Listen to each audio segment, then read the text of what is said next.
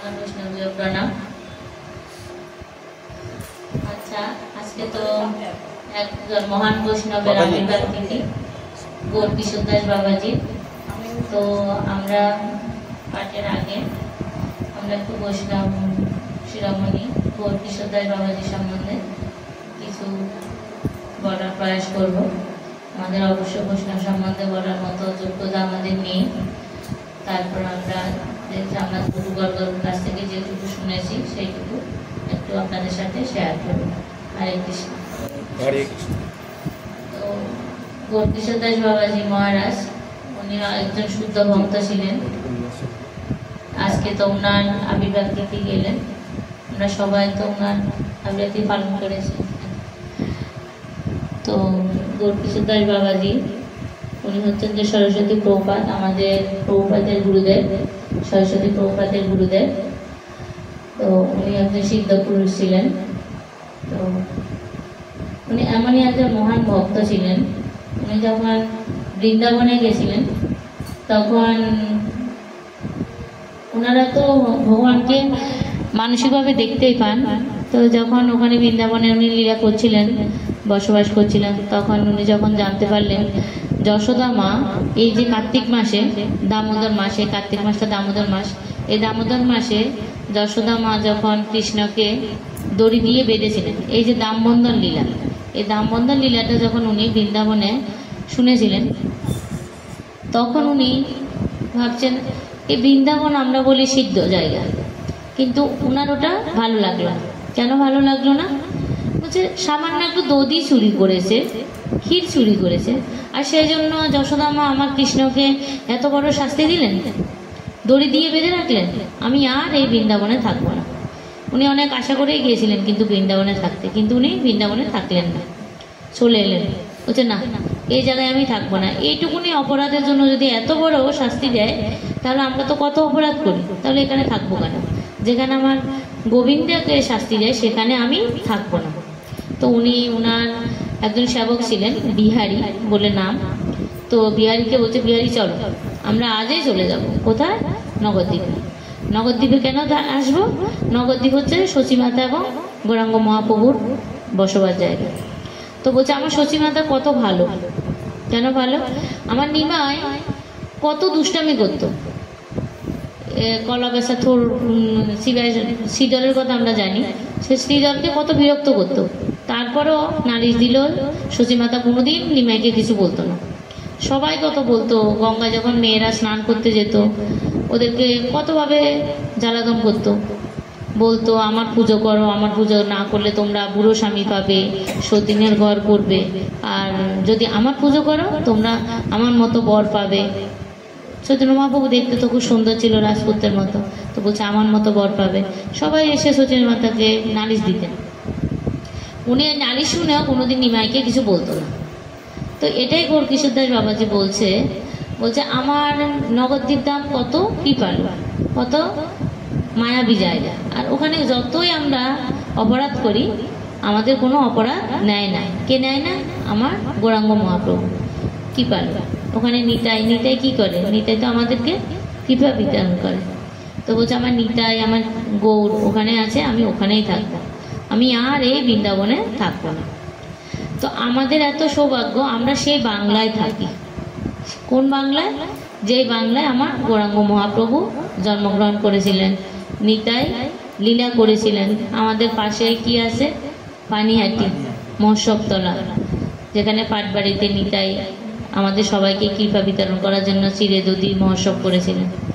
তো আমাদের আশেপাশে কত ধাম, পানিহাটি ধাম, আর নগরদ্বীপে তো আছেই।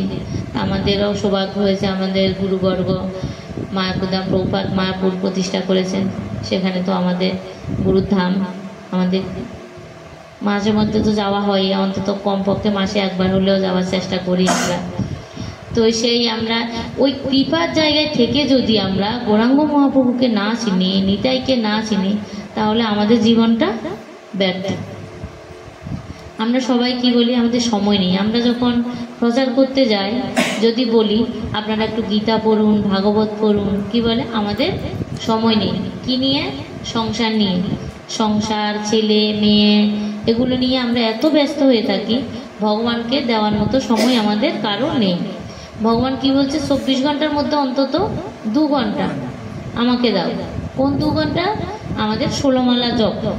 এই জপ করার সময় একান্তভাবে যদি আমরা ভগবানের সাথে নিজেকে লীন করতে পারি, তাহলে আমাদের আর এই 24 ঘন্টার মধ্যে 2 ঘন্টা ভগবানকে দিয়ে 22 ঘন্টা ভগবানের যদি সেবা, মানুষের আমরা এর সেবা, আত্মীয় স্বজন, বন্ধু বান্ধব, নিজের স্ত্রী সন্তান পরিবার নিয়ে থাকি, তাও ভগবান আমাদেরকে কৃপা করবে। অন্তত 2 ঘন্টা কর্মের মধ্যে থেকেও 2 ঘন্টা একনিষ্ঠভাবে আমার জন্য দিয়েছে। কিন্তু আমরা এত অদম, আমরা ওই 2 ঘন্টাও পারি না। 16 মালা জপ করতে বসলে আমরা কখন চিন্তা করি, শুধু গুটির দিকে তাকাই, কখন গুটিটা 16 মালা শুধু শেষ হবে। আর যখন এখন লাস্টের দিকে আসে 2 মালা বা 1 মালা, ব্যাস এ মালা করলেই শেষ।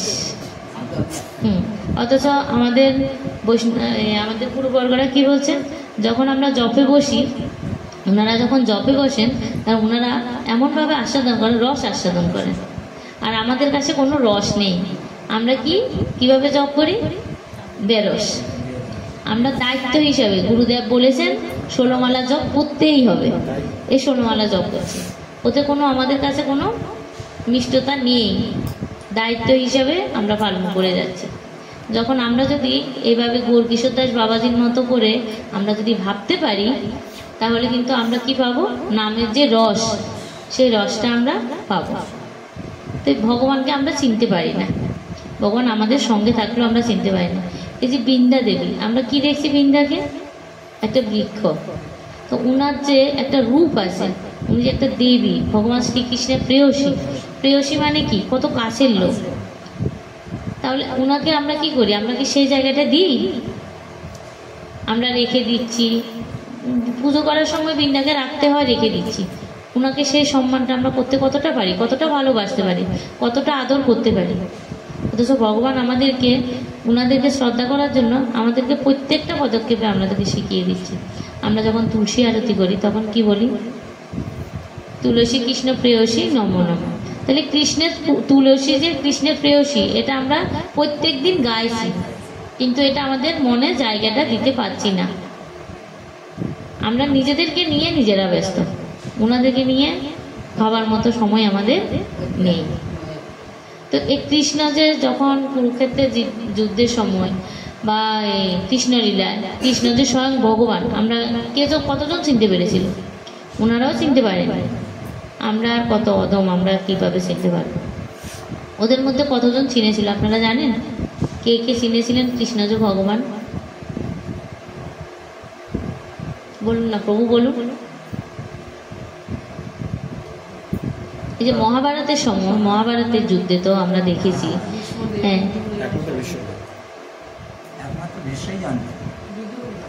না, এখানে 8 জন, মানে আগে জেনেছিল 8 জন জানতে পেরেছিলেন কৃষ্ণ যে স্বয়ং ভগবান। 8 জনের মধ্যে প্রথম হচ্ছে যশোদা মা। যশোদা মা আগে বুঝতে পারেননি, উনি পরে বুঝতে পেরেছিলেন কৃষ্ণ যে স্বয়ং ভগবান। তারপর কে? তারপর হচ্ছে নন্দ বাবা, তৃতীয় হচ্ছে রোহিণী মাতা, আর চতুর্থ হচ্ছে দৈবকী মা, আর পঞ্চম হচ্ছে কুন্তী দেবী। কুন্তী দেবী পঞ্চম চিনতে পেরেছে। তারপর ষষ্ঠ হচ্ছে বসুদেব, আর সপ্তম হচ্ছে যে এই পূর্ণমাসী চিনতে পেরেছিলেন, হ্যাঁ। আর অষ্টমে চিনতে পেরেছি সন্দীপনী মুনি। এই 8 জন ওনারা চিনতে পেরেছিলেন। পরে তো ওনার লীলা দেখে অনেকে চিনতে পেরেছিলেন। ভীষ্মদেব তো মহাজন, ওনার কথা বলা হয়নি এখানে, মানে ওনার ঘরের লোকদের কথা বলছে। আর ভীষ্মদেবকে চিনতে পারলেও, ভীষ্মদেব কিন্তু যোগমায়া আবৃত্তে ছিলেন। গঙ্গামার পুত্রকে ভীষ্মদেবকে যখন গঙ্গামা নিয়ে গেছিলেন, উনি তো বলেছিলেন, আমি তোমাকে, শান্তনুকে, রাজা শান্তনুকে বলা হয়েছিল না, আমি তোমার এই পুত্রকে নিয়ে যাচ্ছি, তোমার যোগ্য করে আমি তোমার কাছে ফেরত দেব। তো যজ্ঞ করতে গিয়ে উনি কি করেছে? পরশুরামের কাছে অস্ত্র শিক্ষার জন্য দিয়েছিলেন। পরশুরাম কে? পৃথিবীর সর্বশ্রেষ্ঠ যোদ্ধা। তাহলে ওনার কাছে অস্ত্র শিক্ষা দিয়েছেন, তাহলে অনেক বড়োভাবে ওকে শিখিয়েছেন। আর কি করেছেন, আবার ভীষ্মদেবকে বলেছিলেন যখন পৃথিবীতে পাঠাচ্ছিলেন তখন বলেছিলেন তোমাকে তো তোমার বাবা ইচ্ছা মৃত্যু দিয়েছে, কিন্তু তুমি যখন তখন ইচ্ছা মৃত্যু নেবে না। ইচ্ছা মৃত্যু তুমি তখনই নেবে যখন স্বয়ং ভগবান তোমার সামনে আসবে, তখনই তুমি ইচ্ছা মৃত্যু নেবে। তার আগে তোমার যতই কষ্ট হোক, তোমার উপর যতই অত্যাচার হোক, তুমি কিন্তু ইচ্ছা মৃত্যু নেবে না। কিন্তু আমরা যদি ভীষ্মের জায়গায় হতাম, যখন ভীষ্মকে অম্বা কি করেছিল, অম্বা তো যখন অম্বাকে বিয়ে করলো না,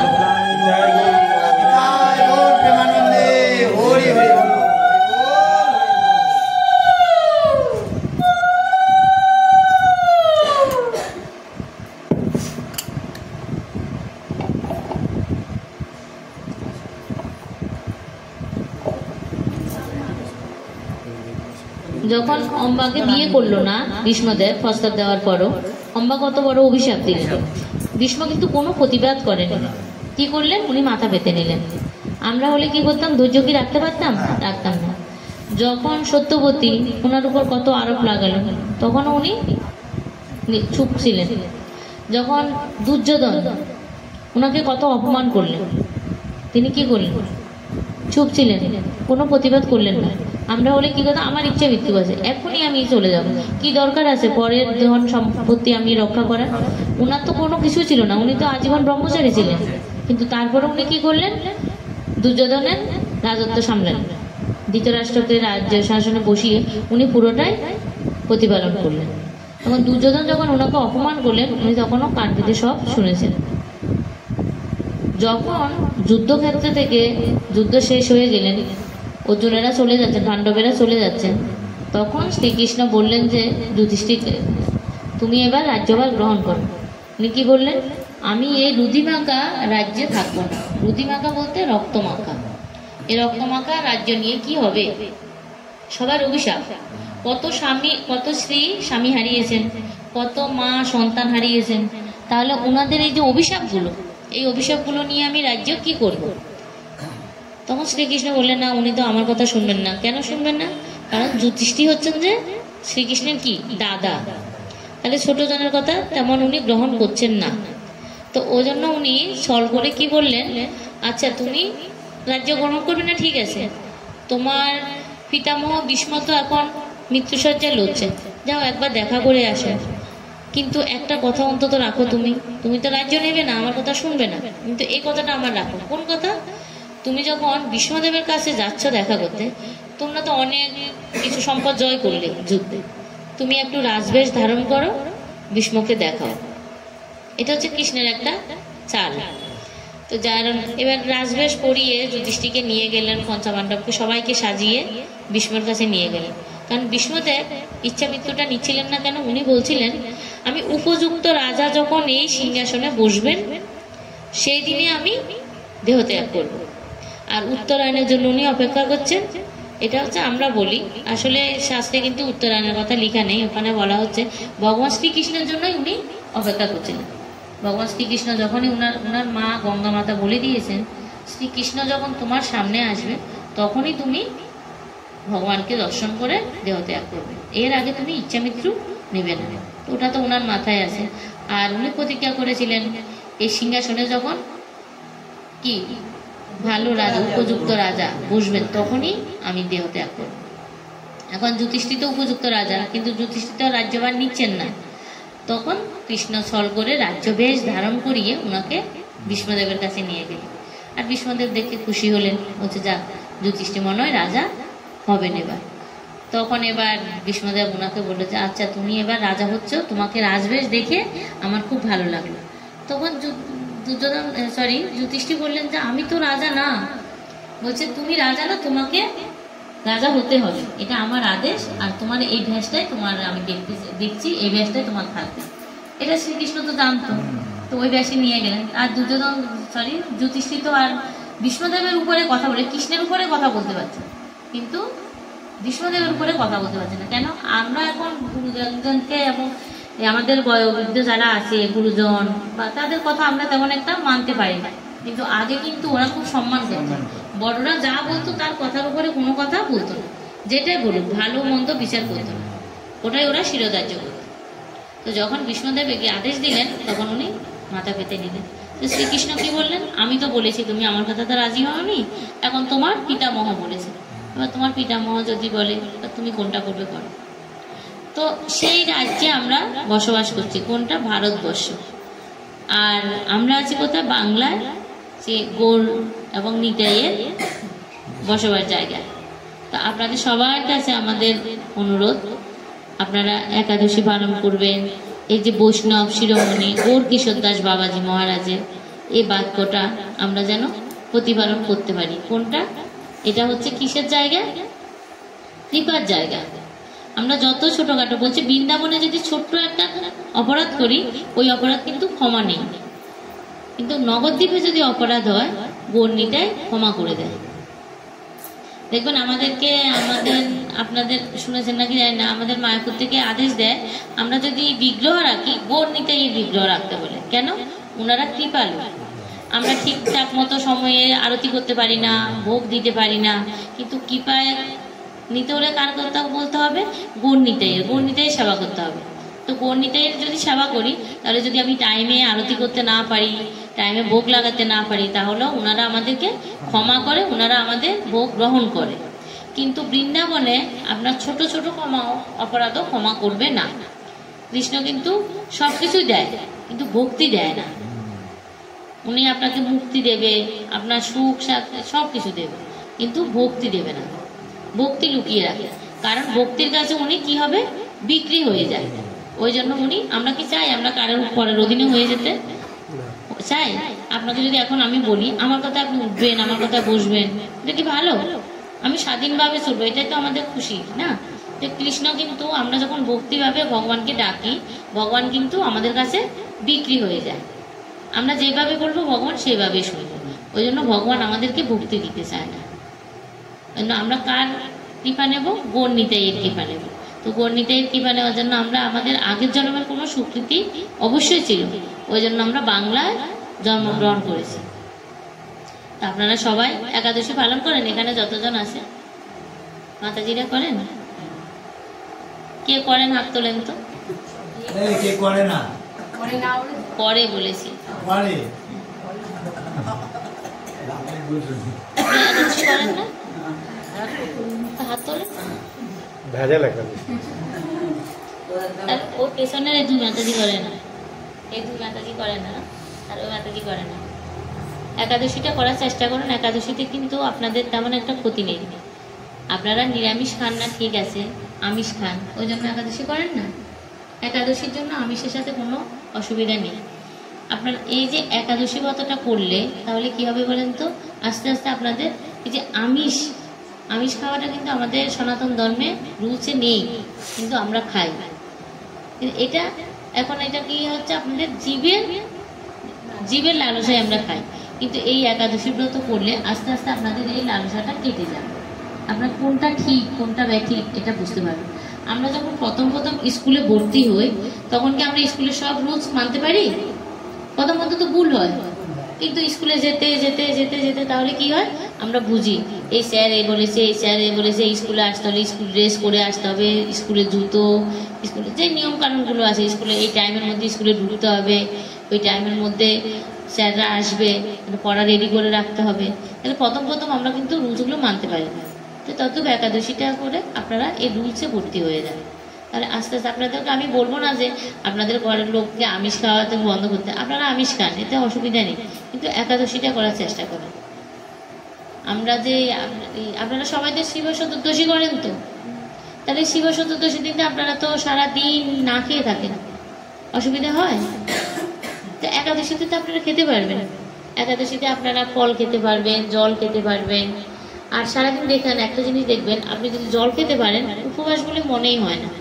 যখন জলটা খাওয়া যায় না তখন মনে হয় যে উপবাস। আর একাদশীতে তো আমাদেরকে নিয়ম করেই দিয়েছে, ফল খাওয়া যায়, জল খাওয়া যায়। আর এখন একাদশীরও অনেক খাবার বেরিয়ে গেছে। এই যে আমাদের অচিন্ত প্রভু অনারা মাতাজি, ওদের সাথে কথা বলবেন, দেখবেন একাদশীর অনেক কিছু আছে খাবার, ওদের কাছ থেকে শিখে নেবেন। একটা দিনের তো ব্যাপার, দেখবেন দিনটা কিভাবে চলে গেছে আপনারা বুঝতে পারবেন না। আজকে ওরা ব্রত করছে শুধু ফল খাওয়া ব্রত, তাও আবার একবেলা, না দুবেলা খেলো? একবেলা। একবেলা খেলো। ওদেরকে দেখে কি মনে হচ্ছে ওদের দুর্বল শরীর, কিছু করতে পারছে না? দিনটা চলে যায়। আর সব ফলও কিন্তু ওরা খেতে পারেনি, বেশি বেশি শুধু আপেল কমলা এই কয়টা ফল শুধু খেলো। সব ফল কিন্তু একাদশীতে আপনারা সব ফল খেতে পারবেন। তাহলে একাদশীটা করার চেষ্টা করেন। একাদশীটা কি জানেন তো? জানেন না? একাদশী কেন করতে হয়, একাদশী না করলে কি করতে হয়? আমরা একটু একাদশী নিয়ে আজকে, তাহলে আমি গীতাকে প্রণাম করছি। আজকে একাদশী তিথি, একটু বৈষ্ণব নিয়ে কথা বললাম, একাদশীটা নিয়ে একটু আলোচনা করি। কি অসুবিধা বাবু? আপনার ইচ্ছা। না, আপনাদের অনুমতি আপনি দেওয়া আমাদের অবশ্যই। কি বলে রে, মাথার উপরে সব কিছু। একদমই না, জিজ্ঞেস করো। একাদশীটা কেন করি এবার শুনলে আপনারা কিন্তু চমকে যাবেন। এবার আপনারা ভাববেন কি, কেন এতদিন একাদশীটা করলাম না? একাদশী কি?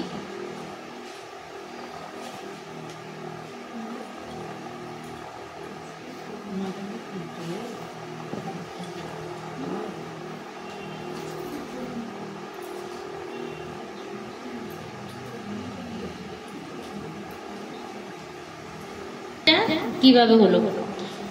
একটা পাপ পুরুষ, ভগবান আমাদেরকে সুরও বানিয়েছে অসুরও বানিয়েছে। সুর মানে কি? দেবতা। অসুর মানে তো আপনারা বোঝেনি। অসুর মানে যে ভগবানের নিয়ম কানুনগুলো পালন করে না, সেই হচ্ছে অসুর। তাহলে এই একাদশীটা কেন হলো? আমাদের এই কলিযুগের আগে কয়টা যুগ গেল? 3টে যুগ। সত্য, ত্রেতা, দ্বাপর, কলি। 4টে যুগ তো, 3টে যুগ চলে গেছে। সত্য যুগে পুরোটাই সত্য ছিল, ওখানে কোনো পাপের কোনো কিছু ছিল না, পুরোটাই পূর্ণ ছিল। আর সত্য ত্রেতা যুগে কি হলো? 1 ভাগ পাপ ছিল, 3 ভাগ পূর্ণ ছিল। আর দ্বাপর যুগে 2 ভাগ পাপ, 2 ভাগ পূর্ণ। আর এই কলি যুগে পুরোটাই পাপ, একমাত্র একটুখানি পূর্ণ আছে শুধু। মানে এই ধর্মর 4টে পা, এখন একটা পায়ের উপর ধর্ম দাঁড়িয়ে আছে, 3টে পা ভেঙে গেছে। তাহলে একটুখানি মাত্র পূর্ণ আছে। এটা কিন্তু লাস্টে, কলির লাস্টে, ওটাও কিন্তু আমাদের থাকবে না। তো এখন আমাদের ভাগ্য আছে কি, আমরা কলির শুরুতে জন্মগ্রহণ করেছি। এখন যদি আমরা মুক্তি পেয়ে যাই, তাহলে লাস্টের দিকের কষ্টটা আমাদেরকে ভোগ করতে হবে না।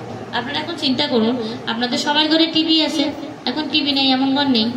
টিভিতে খবর যখন দেখেন তখন দেখবেন তো কি দেখায়? প্রত্যেকদিন খবরে কি হচ্ছে? চুরি হচ্ছে, ডাকাতি হচ্ছে, মহিলাদের উপর হামলা হচ্ছে, রাস্তায় গেলে ছিনতাই হচ্ছে, কি না হচ্ছে? বাচ্চা বাচ্চা মেয়েদেরকে তুলে নিয়ে যাচ্ছে, বাচ্চা ছেলেদেরকে অপহরণ করে নিয়ে যাচ্ছে, কিডনি বিক্রি করে দিচ্ছে। মানে শুধু খারাপ খবর। ভালো খবর কি আছে? আছে কিছু? ঘুম থেকে উঠে যারা পেপার পড়ে, খবরের কাগজ পড়ে, তারা দেখবে মুখটাই, মানে পেপারটা নিয়ে বসে পড়ার পরে মুখটা কেমন বিকৃতি হয়ে যায়। ইস, মেজাজটা খারাপ হয়ে গেছে, কি দেশের মধ্যে কি হচ্ছে এইসব বলে। কিন্তু আমরা কিভাবে এই দেশটাকে ভালো করতে পারবো ওটা আমরা কেউ ভাবি না। আমরা গাছের আগায় সবাই জল দিচ্ছি, গোড়ায় কেউ জল দিচ্ছি না। তো গোড়াটাকে আমাদের দেখতে হবে। তো ভগবান যখন আমাদেরকে সৃষ্টি করলেন, মানুষ রূপে সৃষ্টি করেছেন, তখন কিভাবে সৃষ্টি করলাম? সবকিছুই আমাদেরকে দিয়েছে। কিন্তু আমরা কি করলাম? লোভে পড়ে গেছি। লোভে পড়ে গিয়ে ভগবানের কর্মগুলো বিকর্ম করা শুরু করেছি। কি বিকর্ম? শাস্ত্রের বিরুদ্ধ কর্ম করা শুরু করেছে। কেন? এটা আমিও তো ভগবান থেকে কম আছি নাকি? ভগবান কিন্তু মনুষ্যর মধ্যে ভগবানের কিছু অংশ দিয়েছে। ভগবান হচ্ছে কি? বিভু, আমরা হচ্ছে অনু। তাহলে ভগবান কাছে যা যা আছে সবকিছু আমাদের কাছে একটু একটু আছে। তো আমরা একটুটাকে কি মনে করেছি? আমাদের অনেক কিছু আছে।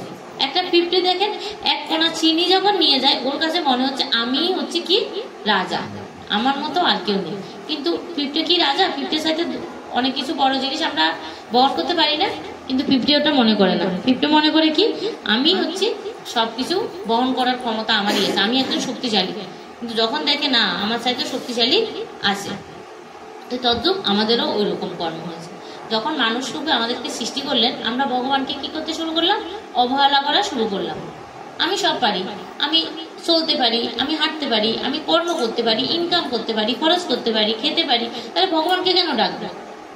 আপনি দেখবেন, আপনি যখন হরির নাম করতে কাউকে বলবেন, তখন বলবেন তোমাদের ঠাকুর কি এসব দেবে? কর্ম না যদি বলেন না, কর্ম করে কাজ না করলে কেউ খাওয়াবে না, তার মানে কি আমারটা আমি খাচ্ছি। আসলে কি আমারটা আমি খাচ্ছি? আমার কি ক্ষমতা আছে? আজকে আপনি রান্না করে রেখে দিয়েছেন, খেতে বসেছেন, তখনই আপনার থালা একটা টিকটিকি পড়ে গেল, কি করবেন? খেতে পারবেন খাওয়াটা? তাহলে ভগবান যদি চায় আপনার খাওয়ার মধ্যে টিকটিকি ফেলে দেয়, তাহলে আপনি খেতে পারবেন না। তাহলে এইটুকু ক্ষমতা আপনার নেই। একটা আমি এই একাদশী সম্বন্ধে এটা বলার আগে একটা গল্প বলছি। একটা লোক বলছে আমি একাদশী করব না। ওনার মা খুব একটু শাস্ত্র জ্ঞান আছে। মা বলছে আমি একাদশী করি, বাবা তুইও কর। না আমি একাদশী করবো না। বলছে কর, না করবো না। অনেক মা বোঝানোর পরেও করবেন। এবার মা বলছে যে ঠিক আছে, বোঝালো। তো বোঝানোর পরে ঠিক আছে, এখন একবার দুবার ওটা মনে করে করে একাদশীটা করা শুরু করলো। এবার একাদশী করতে করতে একাদশী ঠাকুর ওনার প্রতি কৃপা করলো, সদয় হলো। তো ওনাকে ভগবানের মধ্যে মতি দিলেন। তারপর একদিন ওনার সাথে ওনার এক বন্ধুর ঝগড়া হলো। বলছে যে চল একাদশীতে, তোর মা বলাতে তুই একাদশী করছিস, একদিন একাদশী ভাঙলে কি হবে? কিছু হবে না। মা কি আর দেখতে আসছে? বলছে না না, আমি একাদশী ভাঙতে পারবো না, একাদশীতে আমি খাবো না। তারপর এবার তো অনেক ঝগড়া হলো। তারপর এবার বলছে দেখি ভগবান কি করে। তো ওর ভগবানের প্রতি বিশ্বাস জন্মে গেছে। আরেকজন বলছে যে তুই ভগবানের প্রতি এত বিশ্বাস, দেখি তোর ভগবান কি করে, আমি দেখবো ভগবান কি করে। আমি যদি কিছু না করি ভগবান কিন্তু, আমি যদি কিছু না করি তাহলে ভগবান কিছু করাতে পারে না। আমি যেটা করি ভগবান সেটাই আমাকে করা। তো বলছে দুজনে মানে দুই বন্ধু চ্যালেঞ্জ করছে। তো এবার বলছে যে আচ্ছা ঠিক আছে, আমি একাদশীতে, তুই বলছিস তো একাদশী করতে, আচ্ছা ঠিক আছে, আজকে একাদশীতে আমি খাবো না, দেখি ভগবান, তোর ভগবান আমাকে খাওয়াতে পারে কিনা। তো এবার বলছে যে ঠিক আছে। ও ঘরেই থাকলো না। এখানে থাকলে কি হবে, ঘরে থাকলে কি হবে, এ খাওয়াবে ও খাওয়াবে, জোর করে খাইয়ে দেবে, যেহেতু চ্যালেঞ্জ করেছে। তা ও বনে চলে গেছে। বনে গিয়ে একটা জঙ্গলের মধ্যে বসে ও চুপচাপ বসে আছে। আমি তো এখানে কেউ দেখবেও না, আমাকে কেউ খেতেও বলবে না। তো ভগবানের উপর তার কারো হাত নেই। তো ভগবান তো সব দেখছে, মুসকে মুসকে হাসছে, বলছে ঠিক আছে বেটা, আমি দেখাচ্ছি তোকে। তো সেই রাস্তা দিয়ে যাচ্ছে গিয়ে একদল মানে ডাকাত। তো ডাকাত যাওয়ার সময় বলছে যে না, এটা একটু নিরিবিলি আছে, এখানে আমরা একটু থাকবো কিছুক্ষণ। এবার ও এবার শুনতে পেলো, বলছে আরে এখান থেকে তো ডাকাত যাচ্ছে, আমাকে দেখলে তো কি করবে, মেরে ফেলবে। তো ওকে গুলো তাড়াতাড়ি করে গাছের উপরে উঠে গেল, গাছের উপরে উঠে বসে থাকলো। তো ডাকাতেরা নিচে বসে, ও যেই গাছের উপরে বসলো সেই গাছের তলায় ডাকাতেরা সব বসলো। ডাকাতেরা তো আর জানে না ও গাছের উপরে বসে আছে, আর ও চুপচাপ বসে আছে। ডাকাতেরা দেখতে পেলে তো ওকে মেরে ফেলবে, চুপচাপ বসে আছে।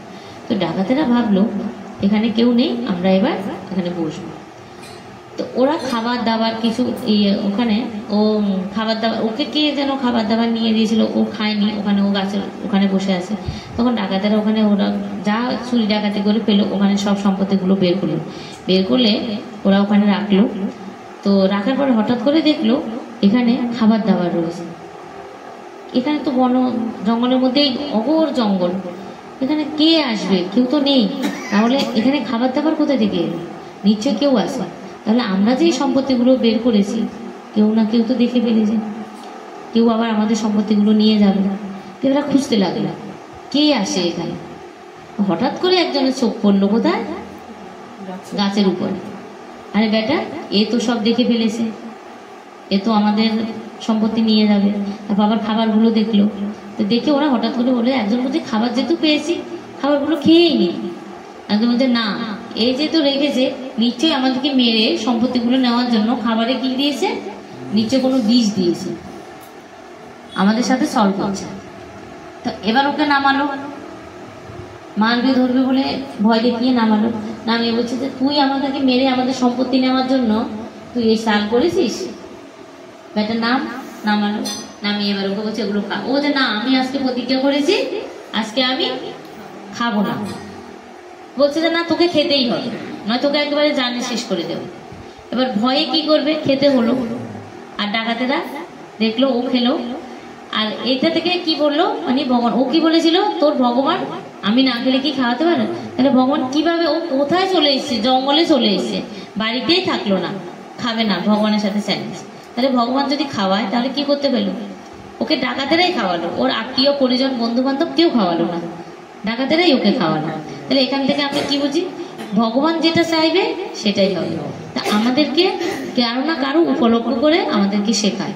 তো আজকে হয়তো অচিন্ত প্রভু, অঞ্জনা মাতাজি আপনাদের আশেপাশে থেকে এই একাদশীর দিন একটা ক্লাস শুরু করেছে আপনাদেরকে শেখানোর জন্য। এটা কিন্তু ভগবানেরই একটা পরিকল্পনা। ওরা শুধু কি করছে, ওই পরিকল্পনাটাকে বাস্তবায়িত করার প্রচেষ্টা করছে, উপলক্ষ মাত্র। তো আপনারা একাদশীটা করুন। এই একাদশীতে এই যে পাপ পুরুষ, একাদশীটা যখন সৃষ্টি করছে ভগবান, আমরা ভগবান একবার যমরাজের কাছে মিটিং করতে গেছিলেন। তো ওখানে ওরা বসে কথা বলছিলেন। যমরাজ ওনাকে, যেহেতু ভগবান বলে তো যমরাজ জানে, ভগবান যখন গেলেন ওনাকে মালা চন্দন দিলেন, আদর অভ্যর্থনা করলেন, করে দুজনে বসে মিটিং করছেন। তখন হঠাৎ করে মানুষের চিৎকার শোনা যাচ্ছে। তো ভগবান বললেন, ভগবান তো অন্তর্যামী, তারপরেও লীলা করার জন্য বলা। তো যমরাজকে বলছে, এই চিৎকার কিসের? বলছে নরকের চিৎকার। নরকের মধ্যে যে মানুষগুলো ওরা কর্মফল ভোগ করে নরক যন্ত্রণা পাচ্ছে। তো ভগবান বলছে দেখি। ভগবান গেলেন, গিয়ে ওদের আর্তনাদ দেখে, ওদের আর্তনাদ শুনে, আর্তনাদ দেখে ওনার এত কষ্ট লেগে গেল। আমি সৃষ্টি করেছি মানুষকে, আর আমার জন্য ওরা এত কষ্ট পাচ্ছে। তখন উনি কি বললো, বলছে না, ওদেরকে উদ্ধার করতে হবে। তো উদ্ধার করার জন্য উনি যমরাজকে বললেন যে তুমি ওদেরকে ছেড়ে দাও। তখন বললো, হ্যাঁ হ্যাঁ, তোমার শাসনের উপর আমার এবার হস্তক্ষেপ করা উচিত হবে না। তখন না, এর একটা উপায় আমাকে খুঁজতে হবে। তখন ওনার দেহ থেকে একটা মূর্তি বের হলো, জ্যোতি থেকে, দেহের জ্যোতি থেকে। তো ওই জ্যোতি থেকে যে মূর্তি বের হলো, সে মূর্তির নাম হচ্ছে একাদশী। তা একাদশী, এবার ভগবান বললেন এই একাদশী ব্রত যারা পালন করবেন তাদের আর এই নরক যন্ত্রণা ভোগ করতে হবে না। তখন সঙ্গে সঙ্গে এই কাল পুরুষ, মানে এই পাপ পুরুষটা কে, নরক মানে পাপ বেরিয়ে এসে বলছে, দেখলো এক বিকট মূর্তি। ওর কেমন বর্ণনা শুনুন আপনারা। ওনার মাথাটা হচ্ছে ব্রহ্মহত্যা। ব্রহ্মহত্যা করলে যে পাপ হয়,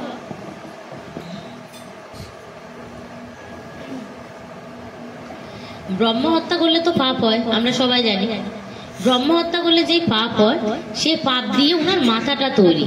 কার? পাপ পুরুষের।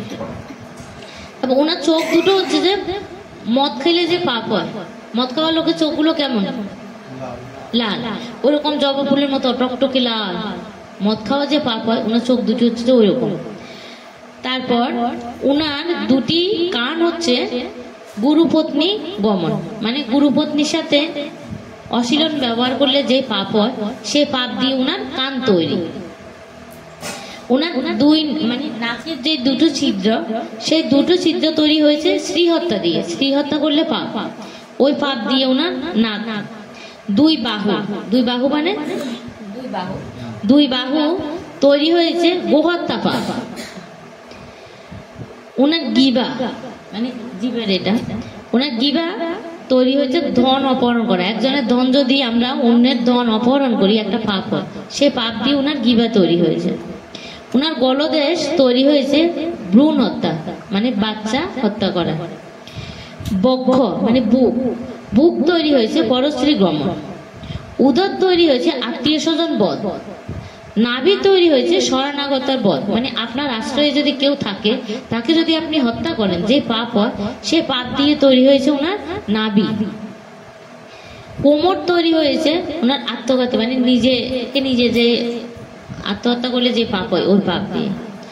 দুই উরু, গুরু নিন্দা করলে যে পাপ হয়, ওই গুরু নিন্দার পাপ দিয়ে ওনার দুই উরু সৃষ্টি হয়েছে। আর ওনার মলদার সৃষ্টি হয়েছে গুপ্ত কথা বলে। আপনাকে কেউ বিশ্বাস করে যদি কোনো কথা বলে, ওই কথা যদি আপনি কাউকে বলে দেন, ও তো কিন্তু পাপ হয়। সেই পাপ দিয়ে তৈরি হয়েছে ওনার মলদার। আর দুই পাপ সৃষ্টি হয়েছে ওনার পিতৃ হত্যা। পিতা এবং বা পিতৃতুল্য কাউকে হত্যা করলে যে পাপ হয়, সে পাপ দিয়ে। আর শরীরের রোগগুলো, আর আমাদের অন্যান্য অনেক রকমের পাপ হয় না, সে পাপগুলো তৈরি হয়েছে ওনার শরীরের রোগ দিয়ে। তাহলে এই পুরুষটা দেখতে কেমন, এবার চিন্তা করুন।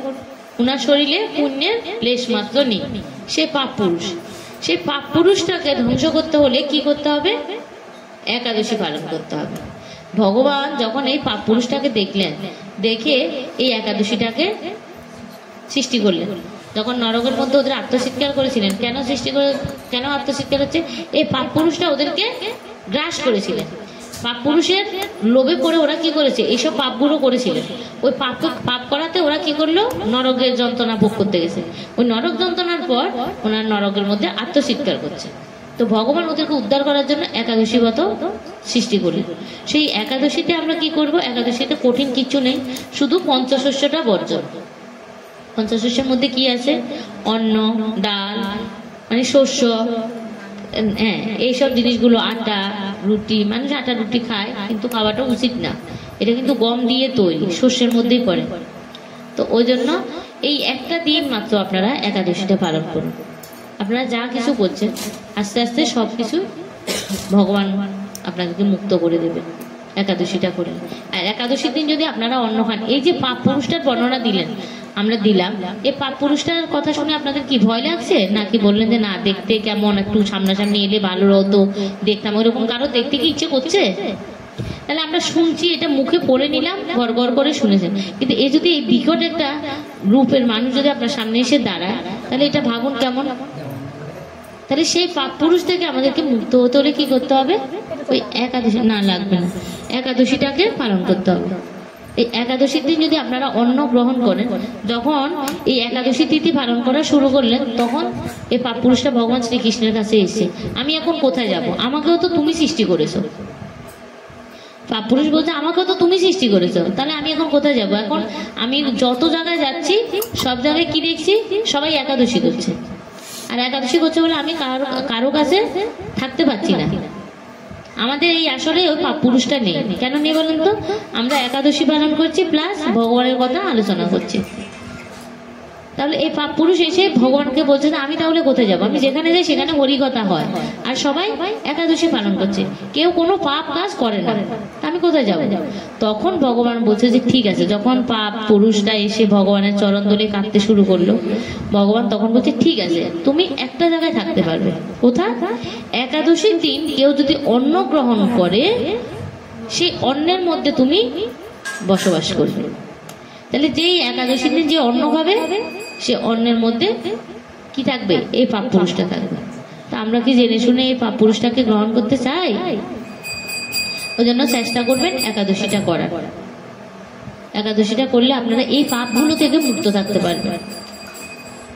তাহলে আমরা আজকে এসেছি, আপনাদের কাছে জানলাম যে আপনারা একাদশী করেন না। আরেকবার যখন আসবো, তাহলে দেখবো কে একাদশী করে বললে সবাই হাত তুলবে। আর অচিন্তা প্রভু, আপনি একটু ওদেরকে গাইড করবেন একাদশীতে। হ্যাঁ, আপনারা এই একাদশীতে তো এটা আপনারা আসছেন এখানে, সারাদিন যদি আপনারা ঘরে কিছু খেতেই না পারেন, ঘরের লোক যদি আপনাকে সহযোগিতা নাই করে, তাহলে দেখবেন তারপরে দিন চলে যায়। একটু জল খেয়ে নেবেন, জল খেলে দেখবেন আর খিদে লাগবে না। আর এখানে এলে ওরা একটু প্রসাদ দিয়ে দেবে, অচিন্তা প্রভু দেবেন তো ওদেরকে প্রসাদ। আপনারা একাদশী করবেন, ওরা বিকেলে একটা আপনাদেরকে প্রসাদ দিয়ে দেবে। এই একটা দিন দেখুন, আপনারা তো পুজো করেন না তা না, লক্ষ্মী পুজো করেন, সন্ধ্যা পর্যন্ত উপবাস করেন, শিব চতুর্দশী করেন, সারা দিন রাত উপবাস করেন, এরকম আরো অনেক পুজো আছে। আমাদের তো 12 মাসে 12 পুজো লেগেই থাকে। তাহলে সব পুজো তো উপবাস করতে হয়, বিশেষ করে মাতাজিদের তো উপবাস করতেই হয়। তো তাহলে তো আপনাদের উপবাস করা কোনো তেমন একটা কঠিন কিছু না। আর আলু, কাঁচকলা, কুমড়ো, পেঁপে, ওইগুলো দিয়ে একটা সবজি করেও আপনি খেতে পারেন। আস্তে আস্তে শুদ্ধতা চলে আসবে। ঠিক আছে, করবেন তো? এই যে দেখুন, এই মাতাজিটা করে, আজকে ওনার বয়স কত হয়েছে? আপনাদের থেকে বয়সটা বেশি, কিন্তু তারপরে ওনার কাছে একাদশীর দিন কিন্তু অন্ন খেতে একবারও ওনার ইচ্ছা করে না। উনি একাদশীটাতে আনন্দ পাচ্ছে। আপনারা যখন একাদশী করবেন, আপনারাও আনন্দ পান। এখন প্রথম আমাদের যে কোনো কাজ শুরু করার আগে আমাদের কি হয়? ভয় লাগে।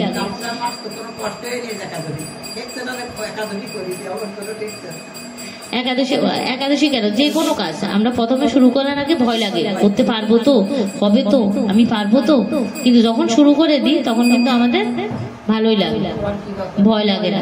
আর ভগবানও দেখে যে ভগবানের উদ্দেশ্যে যখন করবেন, ভগবান আপনাদেরকে কৃপা করবে, আপনাদেরকে ঠিক শক্তি প্রদান করবে। ঠিক আছে? হরে কৃষ্ণ। তাহলে একাদশীর কথা তো জানতে পারলেন। তাহলে আজকের একাদশীটার নাম কি? উত্থান একাদশী। উত্থান একাদশী মানে হচ্ছে ভগবান এতদিন শয়ন একাদশী দিন ভগবান শয়নে গেছেন, মানে ঘুমিয়ে পড়েছেন, আর আজকে হচ্ছে উত্থান একাদশী, ভগবান শয়ন থেকে উঠেছেন। এই 4 মাস ভগবান শয়নে ছিলেন, আজকে উঠলেন। ভগবান উঠে আপনি দেখবেন, ঘুম থেকে উঠে আপনি যদি কিছুর দিকে হঠাৎ করে তাকান, তাহলে ওই জিনিসটা যদি ভালো হয় তাহলে আপনার কেমন লাগবে? ভালো লাগবে। আজকে ভগবান ঘুম থেকে উঠে যখন দেখবে আমরা ভগবানের একাদশী তিথি পালন করছি, ভগবানের নাম করছি, পাঠ করছি, ভগবান উঠে কিন্তু খুশি হয়ে আমাদেরকে কৃপা করবেন। ভগবান, আপনারা সবাই মহাভারত দেখেছেন। মহাভারতের যুদ্ধে অর্জুন আর দুর্যোধন যখন ভগবানের সাথে দেখা করতে গেছিলেন, ভগবান কি বলছে? আমি চোখ খুলে যখন দেখব যাকে, তাকে আমি বেশি তার তলে থাকবো। তাহলে কে কোথায় বসেছিল? অর্জুন বসেছিলেন পায়ের কাছে, আর দুর্যোধন বসেছিলেন কোথায়? মাথার কাছে। ও বলতে চাইছে আমি রাজা হবো, রাজার ছেলে, আমি রাজা হবো কয়দিন পর, আমি কেন পায়ের কাছে বসবো? আর অর্জুন হচ্ছে কি বিনয়ী, আমি মাধবের পায়ের কাছেই বসবো। উঠে যেন আমার দিকে চোখটা পড়ে। তা ওই রকম আজকে হচ্ছে ভগবানের উত্থান একাদশী। তাহলে ভগবান উঠে যেন দেখবে, কাকে দেবে? আমাদেরকে দেখবে। আমরা ভগবানের নাম কীর্তন করছি, একাদশী করছি। এই যে ভীষ্ম পঞ্চমী, এই যে একটা ব্রত হচ্ছে আমাদের এখন 5টা দিনের, ভীষ্ম পঞ্চমী বলে। এই ভীষ্ম মানে ভীষণ প্রতিজ্ঞা। এই 5টা দিন কেউ কি করে বলেন তো? প্রথম দিন এক ফোঁটা শুধু গোমূত্র খায়, দ্বিতীয় দিন 1 ফোঁটা গোবর, তৃতীয় দিন 1 ফোঁটা দুধ, চতুর্থ দিন 1 ফোঁটা দই, আর পঞ্চম দিন 1 ফোঁটা ঘি। না, প্রথমে ঘি, 1 ফোঁটা ঘি। ওরা সারাদিন কাটিয়ে দিল। তাহলে চিন্তা করুন ওরা কিভাবে করছে। ওরা শুয়ে থাকে না, কিন্তু সেবা করে, ওইটুকু করেও ভগবানের সেবা করে। যারা অফিস আদালতে চাকরি করে তারা অফিস আদালতে চাকরি করতে যাচ্ছে, আর যারা মন্দিরে সেবা করে মন্দিরে সেবা করছে। তাহলে যদি ভগবানের নামে আপনি কিছু করতে চান, তাহলে ভগবান কিন্তু আপনাকে অবশ্যই কৃপা করবে। আর যারা তা খেয়ে থাকতে পারছে না, তারা শুধু কটা মাত্র ফল খেতে পারে, কমলা লেবু, মোসাম্বি লেবু, আপেল, কলা, শাক, আলু, এই কয়টা ফল খেতে পারে। এরা যাবে, ওরা হচ্ছে ফল খেয়ে এই ব্রতটা। তাহলে এরা শুধু এই কয়টা ফলে খেয়ে এই 4 দিন থাকতে হবে, 5 দিন থাকতে হবে ওদেরকে।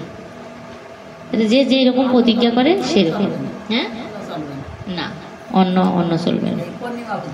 হ্যাঁ, পূর্ণিমা বিষ্ণু হ্যাঁ, পানি ফল খাওয়া যাবে। হ্যাঁ, ফলের উপর ফলও আবার সূর্য উঠলে তারপর খাবে, আবার সূর্য অস্তের আগে খেতে হবে। সূর্য অস্ত গেলে আর খেতে পারবে না। কেউ 1 বেলা খায়, কেউ 2 বেলা খায়, 3 বার খাওয়া যাবে পূর্ণিমা পর্যন্ত। না, এরা তো ব্রত করছে, ওই জন্য পারো না, ওইভাবেই থাকবে। ব্রত ওইভাবেই থাকতে হবে। একাদশী থেকে একাদশী করছে বলে উনি পালন করে দেবেন। উনি একাদশী থেকে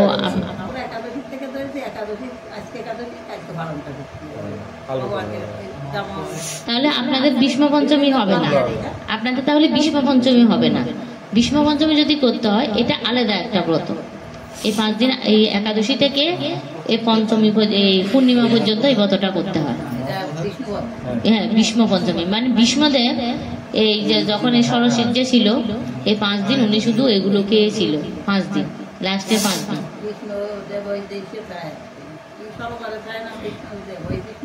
হ্যাঁ হ্যাঁ, না, ভীষ্মদেব হচ্ছে যে গঙ্গার পুত্র। আর মহাভারতে যে ষড়শয্যায় ছিলেন, অর্জুনকে ষড়শয্যায় শুইয়ে রেখেছিলেন ওই ভীষ্মদেব।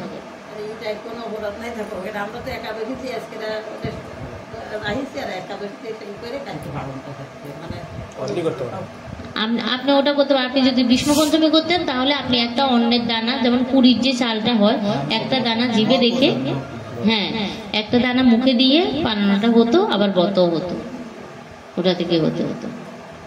কিন্তু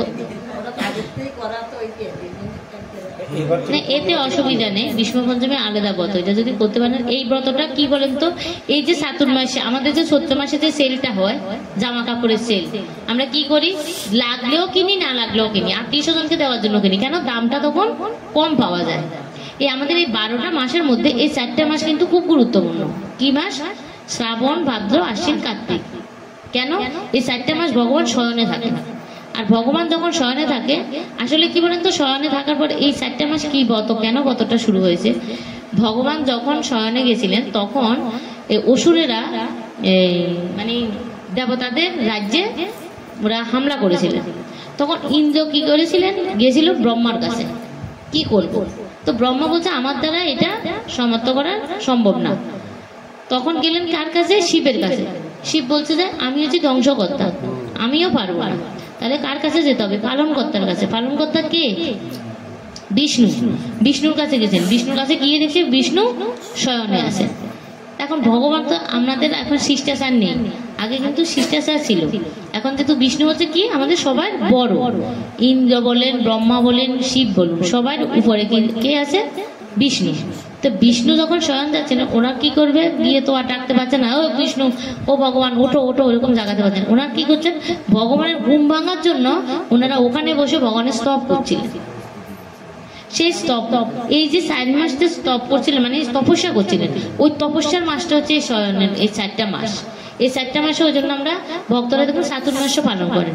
এই 4 মাসে দাড়ি মোছ কামায় না, মাটিতে শোবে, এক সেদ্ধ খাবে, এই নিয়মগুলো, সাবান শ্যাম্পু মাখবে না, অনেকগুলো নিয়ম, মানে ব্রত সংযম পালন করে, সব দিকে সংযম পালন করে এই 4টা মাস। কেন? এই দেবতারা করছিলেন তো ভগবানকে প্রসন্ন করার জন্য, মানে ভগবানের তপস্যা করছিলেন। তপস্যা করতে করতে ভগবান প্রসন্ন হবেন। প্রসন্ন হলে কি হবে? ভগবান চোখ খুলবে। চোখ খুললে ওরা ওদের আর্জিটা ভগবানকে জানাতে পারবে। তো তদ্রূপ আমরাও এই 4টা মাস ভগবানের তপস্যা করছি আমাদের ভক্তরা, কিন্তু আমরা তো পারি না। তো ভগবান বলছে যে চাতুর্মাস্য পালন করলে যেই ফলটা হয়, সেই ফল যদি তুমি যদি চাতুর্মাস পালন করতে না পারো, শুধু যদি কার্তিক মাস, দামোদর মাসটা পালন করো, তুমি এই 4 মাসে তপস্যা করলে যেই ফল পাবে, এই কার্তিক মাস পালন করে সেই ফলটা পাবে। 1 মাস যদি ভগবানের এরকম সাধন ভজন করে, তাহলে ওই 4 মাস পালন করলে যে ফল, 1 মাস পালন করলে আপনি সেই ফলটাই পাবেন। ওই জন্য কেউ কেউ দেখবেন শুধু কার্তিক মাসটা পালন করে, কার্তিক মাসে হবিষণ্য খায়, এই করে। আর যারা আরো কঠোর করতে, তারা 4 মাস করতে পারে। এখন আমরা 4 মাস তো করতে পারি না, তো আমরা 1 মাস পালন করি, দামোদর মাস। কিন্তু আমার মতো আরো অনেক অদম আছে যারা চাতুর্মাসে তো দূরের কথা, দামোদর মাসটাও পারে না। তাহলে ওরা কি করবে?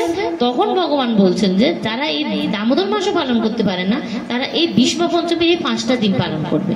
এই 5টা দিন যদি ওরা পালন করতে পারে, তাহলে চাতুর্মাসের যে ফল, দামোদর মাসের যে ফল, পুরো ফলটা আপনি এই 5টা দিন পালন করলে পুরো ফলটা পেয়ে যাবে।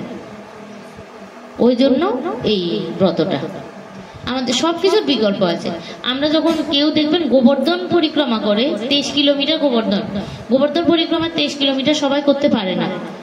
তখন কি করেছে, আপনি রাধাকুণ্ডের তীরে দেখবেন একটা জিবা আছে, গোবর্ধনের জিবা। ওই গোবর্ধনের জিবাটা যদি আপনি পরিক্রমা করেন 7 বার, গোবর্ধন পরিক্রমার সমান হয়ে যায়।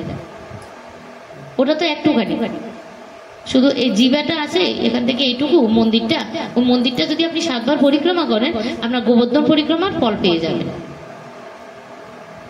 এটা কিন্তু আছে। আবার প্রভুপাদ বলছিল দামোদর কার্তিক, এই আমাদের প্রভুপাদ যে মন্দিরে থাকতেন বৃন্দাবনে, দামোদর মন্দির, যেটা এই দামোদর মন্দিরটা যদি পরিক্রমা করে, ওতেও নাকি আবার গোবর্ধন পরিক্রমার ফল পেয়ে যায়।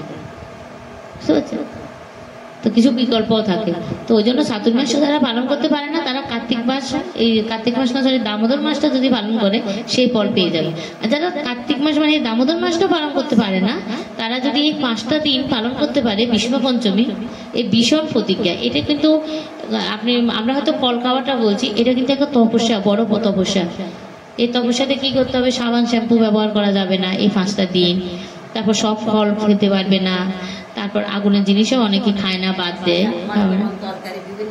হ্যাঁ, তারপর আবার মানে নিজেদের স্বামী স্ত্রীরা তপস্যা পালন করবেন, 5 দিন গঙ্গায় যাবেন, তর্পণ করবেন।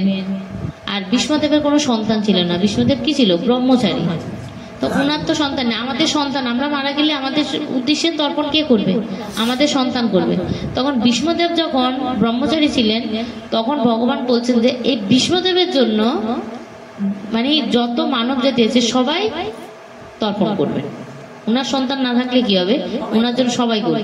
তো এই তর্পণটা এই 5 দিন ভীষ্মদেবের উদ্দেশ্যে আমরা তর্পণ করি। উনি কি? উনি হচ্ছে একজন মহাজন। আমাদের জড়জগতের মহাজন কাকে বলে? যাদের অনেক টাকা থাকে, টাকা খাটায় ব্যবসায় বা মানুষকে ধার দেনে দেয়, তাদেরকে কি বলে? মহাজন। তাহলে ভীষ্মদেব হচ্ছে ধর্মের মহাজন। উনার কাছে কি আছে? ভক্তি আছে। ভগবানের ধন, ভগবানের ধন কি? ভক্তি। তাহলে উনি হচ্ছে ভগবানের মহাজন। তাহলে দ্বাদশ মহাজনের একজন হচ্ছে কে? ভীষ্মদেব। সেই ভীষ্মদেব কিন্তু এই দিনে উনি উত্তরায়ণে প্রবেশ করবেন ভগবান শ্রীকৃষ্ণের সামনে। তা আমরা ওই ভীষ্মদেবের উদ্দেশ্যে তর্পণ করব। এই 5টা দিন যদি কেউ এই নিয়মের মধ্যে এই দিনগুলো পালন করতে পারে তাহলে কিন্তু ওনার আর পূর্ণজন্ম হবে না, এটা ভগবান বলে দিয়েছেন। আর ভগবানের কথা তো নচ্চর হয় না। কিন্তু এটা আবার কথা আছে, আপনি যদি ওই যে বলেন দুধও খাবে তামাকও খাবে, তাহলে কিন্তু দুধে কোনো গুণ হবে না। আপনি এই 5টা দিন যখন পালন করবেন, এই 5টা দিন কিন্তু আপনাকে তপস্যা করে পালন করতে হবে। কোনো পরনিন্দা পরচর্চা চলবে না। সারাক্ষণ ভগবানের কথা নিয়ে থাকতে হবে। গীতা ভাগবত পড়তে পারলে পড়বেন, পড়তে না পারলে শ্রবণ করবেন, জপ করবেন। আপনি যদি কিছু করতে, আপনার হয়তো শ্রবণ করানোর লোক নেই, আপনি নিজে পড়তেও পারেন না বা পড়াশোনা জানেন না বা চোখে দেখতে পারেন না, তখন কি করতে হবে? জপটা তো করতে পারবেন। আরে সারাদিন জপ করুন, ভগবানের নাম গুণগান করুন। ভগবান গঙ্গা স্নান করবেন। গঙ্গা যদি কারো যদি গঙ্গা না থাকে, পুকুর থাকলে পুকুরে গিয়ে ভীষ্মদেবের উদ্দেশ্যে তর্পণ করবে। আর পুকুর নদী যেটা, আমাদের এখানে তো নদী নেই, যাদের আছে তারা। আর যদি কিছু না থাকে তাহলে বলছে একটা গামলার মধ্যে জল নিয়ে তারপরে ভীষ্মদেবের উদ্দেশ্যে তর্পণ করতে। এই 5টা দিন ভীষ্মদেবের উদ্দেশ্যে যদি আপনি তর্পণ করেন, ভীষ্মদেব খুশি হয়ে আপনাকে আশীর্বাদ করবেন। কারণ ভীষ্মদেব হচ্ছে ভগবানের প্রিয়জন, নিজজন। ভীষ্মদেবের কথা ভগবান শুনবে, আমাদের মতো মানুষের কথা তো ভগবান শুনবে না। আমরা শুধু বলতে পারি এটা করুন, ওটা করুন, ওটা করুন, কিন্তু ভীষ্মদেবের হচ্ছে ভগবানের প্রিয়জন, নিজজন। তাহলে ওনাদের কথা শুনবে। তাই আমরা ওনারা পরম বৈষ্ণব, ওনাদেরকে যদি আমরা সন্তুষ্ট করতে পারি তাহলে ভগবানকেও আমরা সন্তুষ্ট করতে পারি। আর আমাদের এই যে লাস্টের দিন পূর্ণিমা, এটা হচ্ছে কি পূর্ণিমা? রাস পূর্ণিমা। সেই দিন তুলসী শালগ্রামের বিয়ে হয়েছিল। সেটাও আবার আরেকটা লীলা আছে, ওটাও আপনারা হয়তো জানেন। কৃষ্ণ তুলসী আর শালগ্রামের বিয়ে হয়েছে। তুলসীকে যখন তুলসীর অভিশাপে তো বিষ্ণু কি হলো? শালগ্রাম হয়ে গেলেন। সেই শালগ্রামের সাথে রাসলীলার দিনে তুলসীর বিয়ে হয়েছিল। তো সেই দিন পুরো মানে খুব মাহাত্ম্যপূর্ণ দিন। কোন দিন? লাস্টের পূর্ণিমার দিন। তো সেই দিন আপনারা কেউ যদি বৈষ্ণব ভোজন করাতে পারেন বা কোথাও বৈষ্ণব সেবা হচ্ছে, সেখানে যদি আপনারা আপনাদের ক্ষমতা অনুযায়ী কিছু দিতে পারেন। ধরেন আপনি সেদিন তো সব সবজি খাওয়া যাবে, ব্রত শেষ, সেদিন আপনি কিছু সবজি নিয়ে, হয়তো কথার কথা বলছি, ওদের বাড়িতে একটা বৈষ্ণব সেবা হচ্ছে, তা আপনাকে নেমন্তন্ন করলেন। তা আপনি কি করলেন? এই চাতুর্মাস্যের সময় যে সবজিটা বাদ গেল, বা বেগুন, পটল, বরবটি, অনেক কিছু সবজি বাদ গেল, তো ওইগুলো কিছু নিয়ে এলেন। মা আমি এটা আনলাম, এটা তুমি রান্না করে ভগবানকে দাও। আমরা যার যে এরকম ক্ষমতা ওরকম করলে তাহলে আপনার বৈষ্ণব সেবা হলে আপনিও কিন্তু এদের সাথে ফলটা পেতে পারেন। তাহলে সেই দিনটা হচ্ছে বিশেষ মাহাত্ম্যপূর্ণ। শালগ্রাম শিলার বিয়ে, তাহলে বিয়েতে যাওয়ার সময় আমরা কি করি? কোনো উপটোকন তো নিয়ে যাই। সেই দিন যদি আপনারা কোনো মন্দিরে, কোনো মঠে বা কারো বাড়িতে বৈষ্ণব সেবা হলে, আর কারো বাড়িতে বললে আপনি বৈষ্ণবদের বাড়িতে, আবার যাই কোনো বাড়িতে যদি আপনার সহজিয়া বা নানান রকমের তো অনেক কিছু আছে, এখন সবাই ভগবান, স্থানকাল পাত্রভেদে আপনাকে যেতে হবে। যারা গুরু পরম্পরার দ্বারাই আছে, সত্যিকারের বৈষ্ণব, ওইসব জায়গায় আপনি কিছু যদি দান দক্ষিণা করেন, তাতে সেই ফলের ভাগটা আপনি নিজেও পাবেন। কোনো মঠ মন্দিরে গঙ্গার লাস্টের দিন গঙ্গায় স্নান করে আপনি ভীষ্মদেবের উদ্দেশ্যে তর্পণ করে তাহলে আপনি এই ব্রতটা সমর্পণ করতে পারেন। আপনি যদিও না করেন, আপনি কালকে একাদশী পালন করবেন, তো একাদশী পালন করুন, অসুবিধা নেই। একাদশী পালন করেও আপনি এই ভীষ্ম পঞ্চমীর ভাগ নিতে পারেন। কিভাবে নিতে পারেন? আপনি হবিষণ্য খেলেন, এই হবিষণ্য এই 5 দিন যদি আপনি হবিষণ্য খান, আপনি মুগ ডাল খাবেন না, শুধু কাঁচকলা আলু দিয়ে সেদ্ধ অন্ন করে একবেলা খাবেন। এবং আপনার বয়স হয়েছে, আপনি একবেলা পাবেন কিনা তাও আমার, যদি একবেলা পারেন গঙ্গা স্নান করে একবেলা এই 4 দিন খেয়ে লাস্টে, এবার ভীষ্ম পঞ্চমী 4 দিন পড়েছে, তাহলে আজকে একাদশী তো চলেই গেল, কাল পরশু তারপরের দিন কিন্তু পারণা হয়ে যাবে। সন্ধ্যা উঠলে আপনি পারণা করে নেবেন। যে সবজিগুলো বাদ দিয়েছেন এতদিন, সেই সবজিটা কিন্তু কালকে খাবেন না, কারণ কালকে এখনো দামোদর মাস শেষ হয়নি। আপনি সেই সবজিগুলো দিয়ে রান্না করবেন কোন দিন বলেন তো? লাস্টের দিন। যত কিছু বাদ পড়েছে এই দামোদর মাসে, চাতুর মাসের সময়, সর্ষের তেল, মাসকলাইয়ের ডাল, সব কিছু আপনি সেই লাস্টের দিন রান্না করে একটু একটু করে, এত সবজি রান্না করতে হবে, সবগুলো একটু একটু একটু একটু করে একটা সবজি করেও আপনি খেতে পারেন।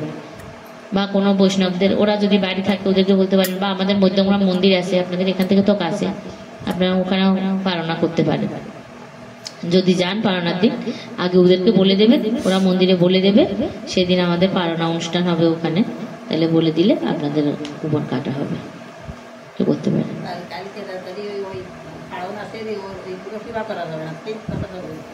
পারণাতে আপনি যদি মনে করেন আমার ব্রত শেষ, আমি এবার বেগুন বরবটি সবকিছু খেতে পারবো না, ওগুলো খাবেন না, ওইগুলো খাবেন না। আপনি ওই ব্রতটা, আপনি একটা দানা, একটা পুরীর একটা দানা খেয়ে আপনি পারণাটা করে নেবেন, করে নিয়ে আপনি ওইভাবে করবেন। অভিষণ্ণ যেহেতু খাচ্ছেন আপনি, আজকে তো একাদশী থেকেছেন, আপনি যদি ভীষ্ম পঞ্চমী করতে চান তাহলে আপনি ওই একটা দানা খেয়ে ফল খেয়ে থাকবেন, অভিষণ্ণ আর খাইয়েন না। কালকে পরশু 2 দিন, তো তারপরের দিন তো আপনার পারণা হচ্ছে, অন্ন খাবেনি সেদিন, কাল পরশু 2 দিন আর অন্ন না খেয়ে আপনি ফল খেয়ে থেকে যান, 2 বেলা ফল খান। একটা ধরেন 9টা বাজে একবার সকাল, আর বিকেল 4টায় একবার, 2 বেলা ফল খেয়ে নেন। আপেল, কমলা, তারপর মোসাম্বি লেবু, নারকেল, ডাব, আখ, শাক আলু, রাঙ্গা আলু, এগুলো আপনি খেতে পারবেন। পানি ফল, এই ফলগুলো খেয়ে, হ্যাঁ কমলা, এগুলো খেয়ে 2 বেলা খেয়ে, কলা, এগুলো খেয়ে 2 বেলা খেতে যাবে। পূর্ণিমা শুক্রবারে যখন চন্দ্র উঠে যাবে তখনই পারণা করতে পারবেন, ঠিক আছে? যদি আপনার পারেন, আমি শুধু জাস্ট বললাম, কারণ আপনার শরীরের উপরে না। মাতাজি ভালো,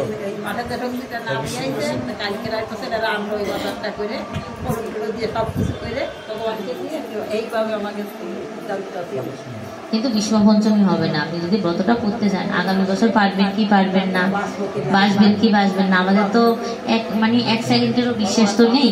হ্যাঁ, তো তাহলে আপনি করতে পারেন, কালকে থেকে করতে পারেন। তো পুরীর একটা চাল খেয়ে পালনটা করে ওটা করতে পারেন।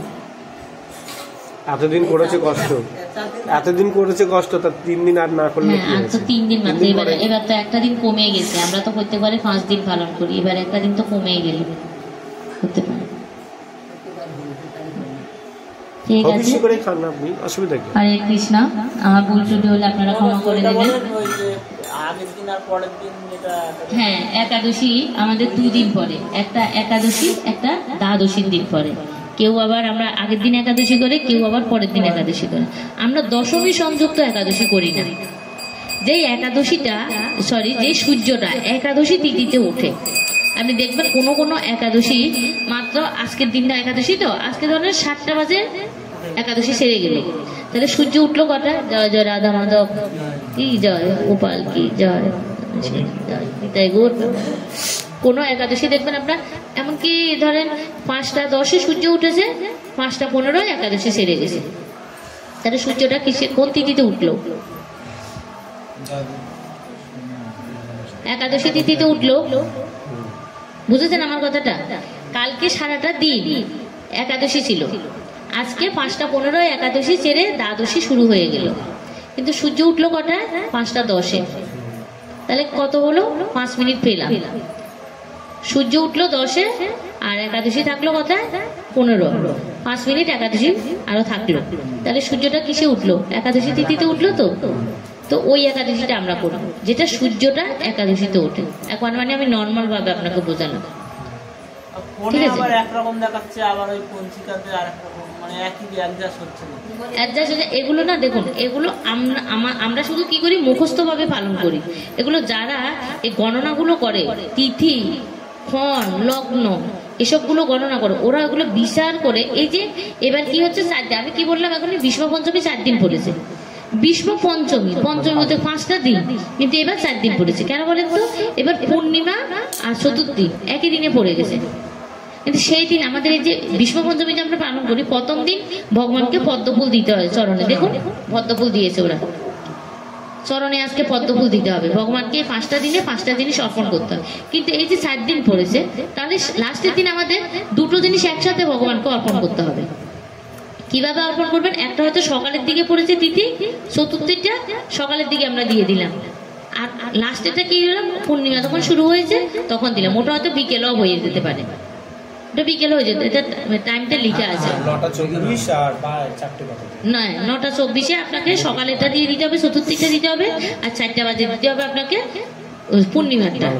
তাই একই দিনে দুটো তিথি পড়ে গেছে, বুঝতে পারছেন ব্যাপারটা? ওই রকম অনেক সময় ওই রকম তিথিগুলো পড়ে যায়। বছরে 5টা মহা দ্বাদশী ব্রত হয়, মহা দ্বাদশী ব্রত হয় 5টা, ওগুলো তিথি হিসাবে হয়। আপনি দেখুন একটা বাংলা কথা কি বলেন তো, এই যে ফেব্রুয়ারি মাসটা, ফেব্রুয়ারি মাস আমরা কত জানি? 28, কিন্তু আবার দেখবেন কখনো কখনো কত হয়? 29। তো তাহলে আমরা সবাই জানি 28 তারিখ, 28 দিনে ফেব্রুয়ারি মাস হয়। কিন্তু আবার বছরে মনে হয় 2 বছর না 3 বছর পর মনে হয় 4 বছর পর লিপিয়ার, 4 বছরে লিপিয়ার হয়। লিপিয়ার মানে 29 হয়। তো তাহলে ওইরকম তিথি হিসাবে পড়ে, বুঝলেন? আমরা কি বলি বছরে 365 দিনে 1 বছর, আদৌ 365 দিনে 1 বছর না। এই যে লিপিয়ার পড়লে 365 দিনে হয় না, একটা দিন বেড়ে যায়। কিন্তু আমরা লোকাল ভাষায় বলে দিই কি 365 দিনে 1 বছর। তো তত এরকম তিথিগুলো আছে, তিথি হিসাবে আমাদেরকে এই তিথিগুলো পালন করতে হয়। হ্যাঁ, পঞ্জিকা দেখে, বৈষ্ণব পঞ্জিকা আছে, ওটা দেখে করতে হবে, সেটা আমরা বুঝতে পারছেন? আর আমাদের পঞ্জিকা বলতে অচিন্ত প্রভু যেটা বলছে, হরিবল হরিবল, অচিন্ত প্রভু যেটা বলছে আমাদের পঞ্জিকা, এটা কিন্তু আপনি মনে করবেন না ইসকন বানিয়েছে, ইসকন বানায়নি এটা, এটা গৌড়ীয় বৈষ্ণবেরা সবাই মিলে বানিয়েছে, বুঝতে পারছেন? কারণ ইসকন কি করে?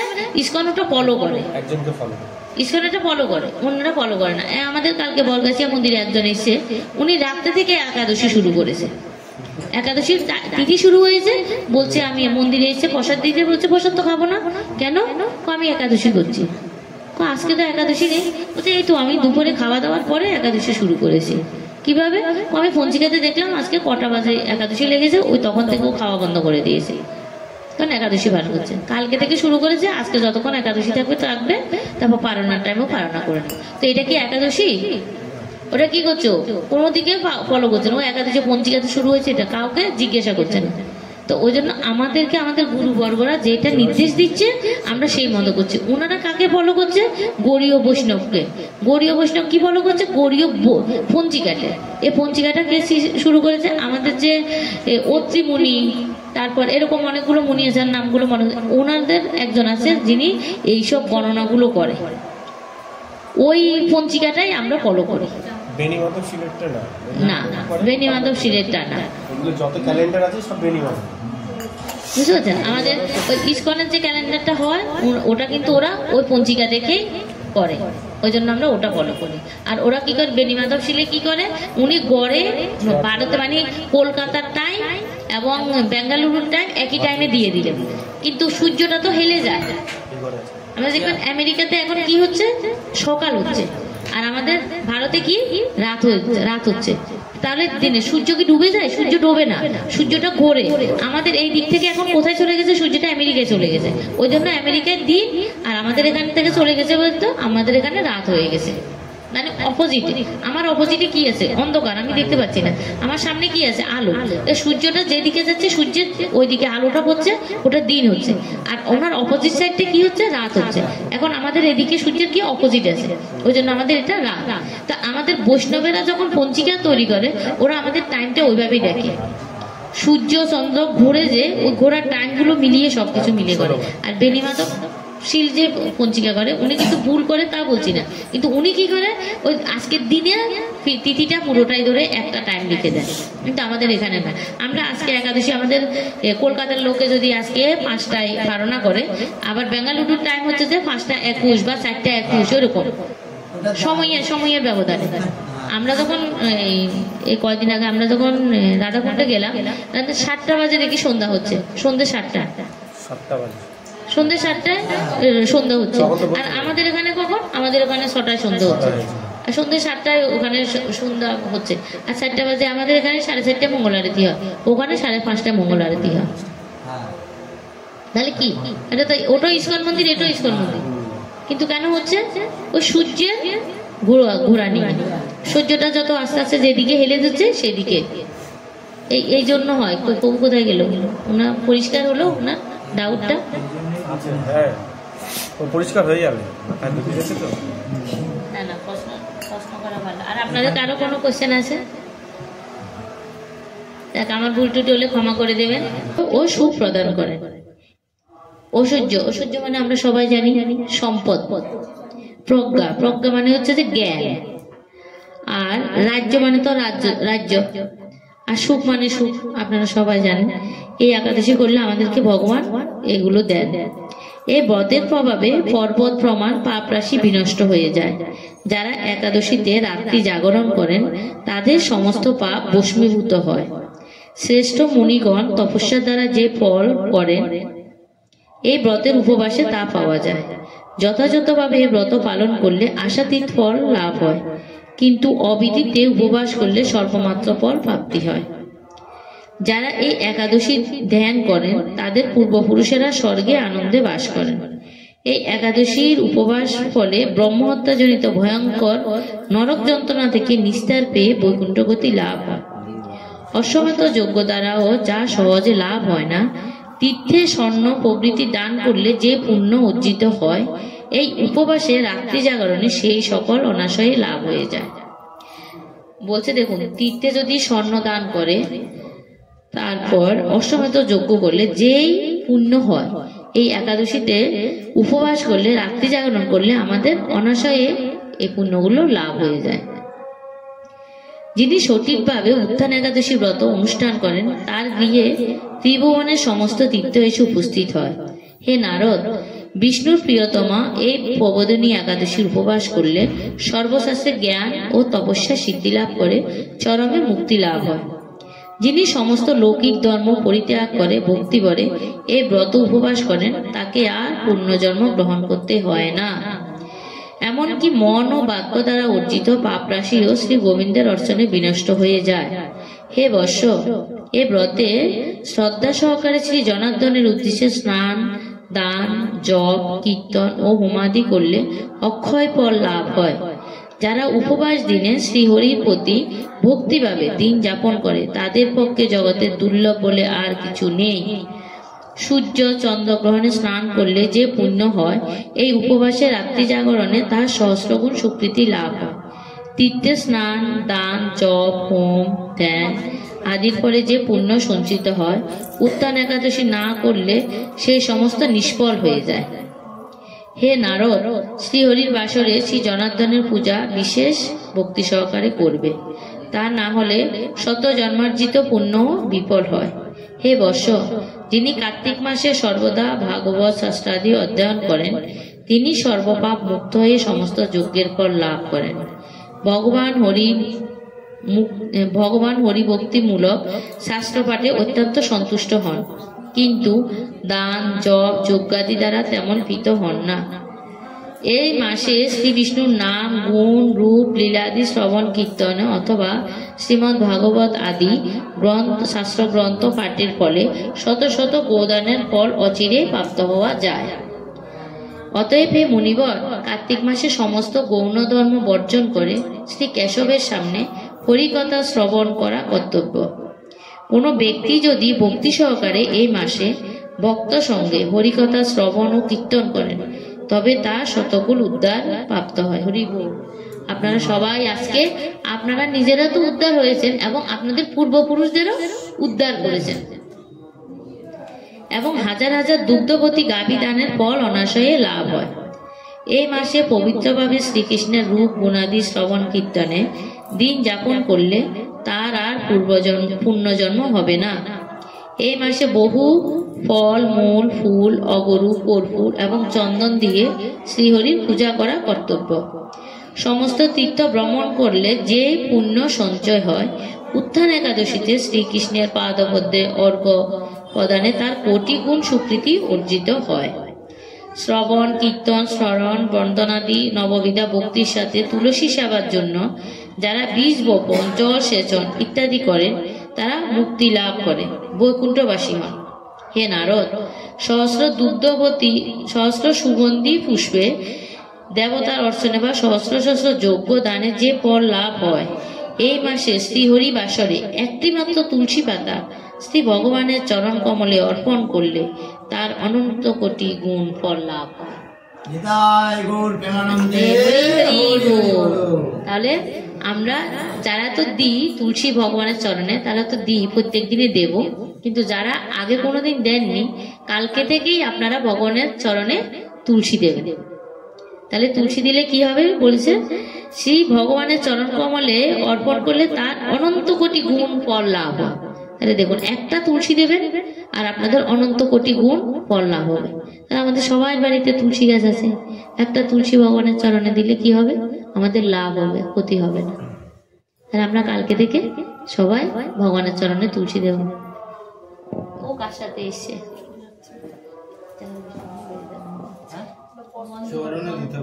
হ্যাঁ, না বক্ষে না, ভগবানের চরণে দিতে হয়। আর ভগবান তুলসী দেবী যখন